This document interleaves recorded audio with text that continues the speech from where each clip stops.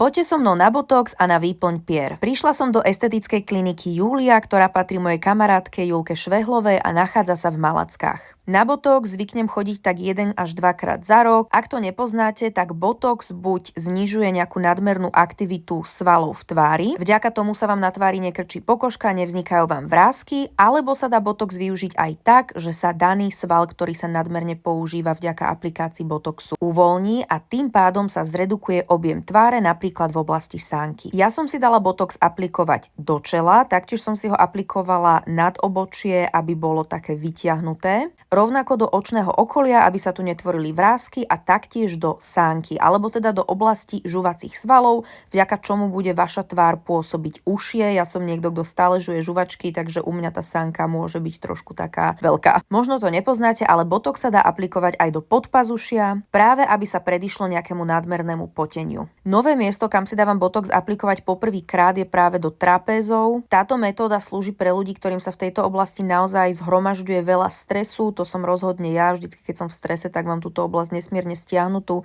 a verím, že práve aplikácia botoxu by mi mohla s týmto pomôcť. Ľudia si to dávajú aj z estetických dôvodov, pretože vám to tak pekne predĺží tú oblasť okolo krku. A keďže som trpiteľ, po tomto všetkom som sa rozhodla ešte aj pre aplikáciu kyseliny do pier. Na perách som podľa mňa za život bola už tak 6 krát. Prvýkrát som bola v 18 a každý rok a pol až 2 zvyknem na túto procedúru ísť pre nejaké vyváženie toho objemu pier v rámci mojich črtov. Aby bola táto procedúra čo najmenej bolestivá, tak sa predtým aplikuje aj lidokainový krém proti bolesti. A toto je výsledok priamo po aplikácii. Najväčšou zmenou sú určite pery. Musím povedať, že mám pocit, že tie moje črty sú 100-krát viac vyvážené, pretože tie pery sú adekvátne veľké k mojim očiam a nosu. A čo sa týka botoxu, ten váš priamy vzhľad naozaj nemení. Je to skôr taká prevencia, aby ste do budúcna nemali vrásky a práve preto na ňo pravidelne chodím.